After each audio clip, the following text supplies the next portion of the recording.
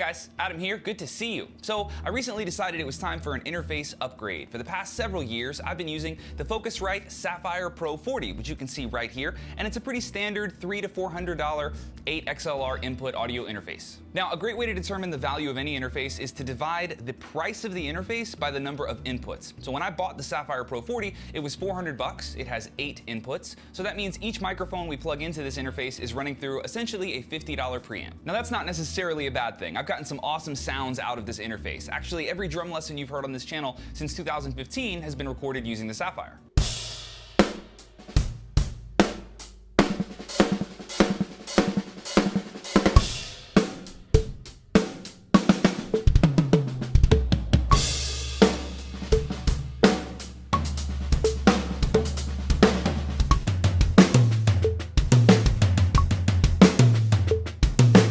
So I realized some time ago that I probably wasn't getting the most out of my microphones. I have some microphones in the studio that are worth more than double this interface. So imagine running a $1,000 microphone into a $50 preamp. You're probably not getting the most out of that microphone. So for that reason, I decided to upgrade. What did I upgrade to? I got myself a Clarett 8PreX. This beast of an interface also has 8 XLR inputs, which is great for drummers, but it's also packed with way more bells and whistles than the Sapphire, and it definitely comes in a tier above those entry-level interfaces. Now, I'm not going to cover every feature of the Clarett in this video because Focusrite does an awesome job of breaking that down on their website, but I did want to cover some of my favorite features and most importantly, let you hear what this unit sounds like. Currently, we have my Clarett all hooked up to 8 microphones on my 4-piece DW Maple kit. For overheads, we're using AKG C414s. We're also using C414s on the hi-hats and on the rack tom. Our floor tom is a Sennheiser MD421. On snare top, we have an SM81, and we're using another SM81 for the kick batter. For our main kick drum mic, we're using an Audix D6. Getting this unit hooked up was super easy. We have a single Thunderbolt cable that runs from the back of my iMac directly into the Clarett interface. You then download a software program from Focusrite's website, which is called Focusrite Control, and you are done. Now, fortunately for me, I've had zero issues with connectivity using this interface, and I've learned that Thunderbolt to Thunderbolt is just a more reliable connection. So my last interface and other previous interfaces that I've used were FireWire out, so you had to have an adapter from FireWire to Thunderbolt, and for some reason, just using that adapter gave me all sorts of connectivity issues. Sometimes I would turn the computer on and the interface was just disconnected, which was a total pain in the ass, but luckily with the Clarett, I have had none of those issues because Thunderbolt to Thunderbolt apparently just works a little better. Getting the drums sound checked was quick and easy. All the pots on the unit feel super smooth and the digital levels are really easy to see, even in some lower light settings.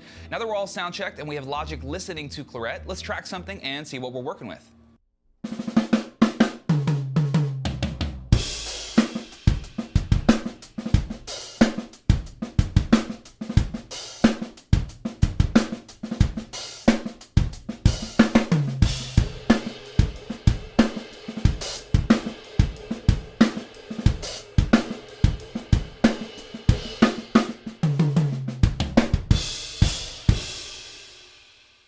Now that audio is completely raw. We haven't done anything to it, no gating, compression, EQ, reverb, it's just the sound straight out of the Clarett. But before we start mixing the drums, which is definitely the fun part, I want to show you one cool feature about the Clarett, and that is the air feature. So each channel on the Clarett can have the air button turned on or off, and when this is enabled, it adds a mid-high boost to the channel, which replicates that airy sound of the original ISA preamps from Focusrite. I'm going to enable the air feature on only my overhead channels, which are 7 and 8, and we'll see what happens.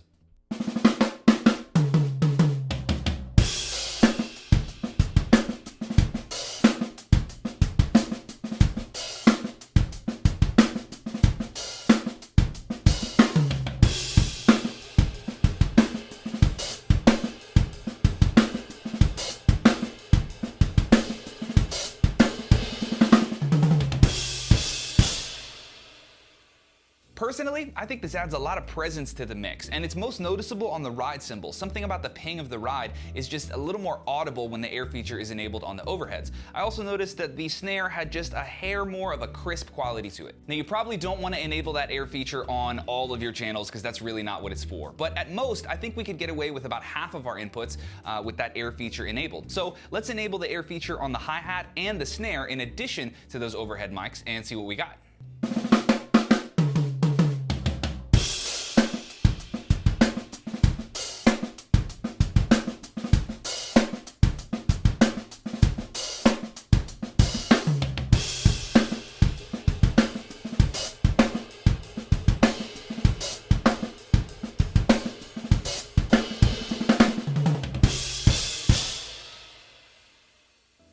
with all those combined, it's still pretty subtle, and it's not intended to be some overwhelming effect, but I actually think it's most noticeable on just the hi-hat. So let's solo the hi-hat mic, and I'll play 4 bars without air, and then 4 bars with air, so you can A and B that sound.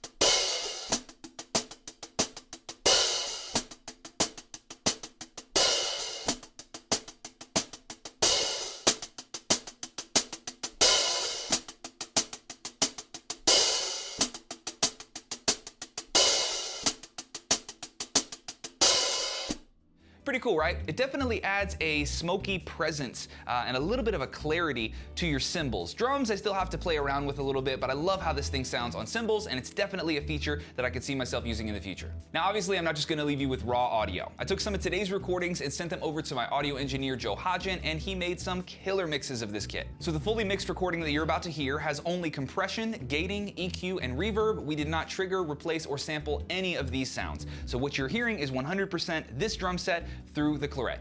Enjoy.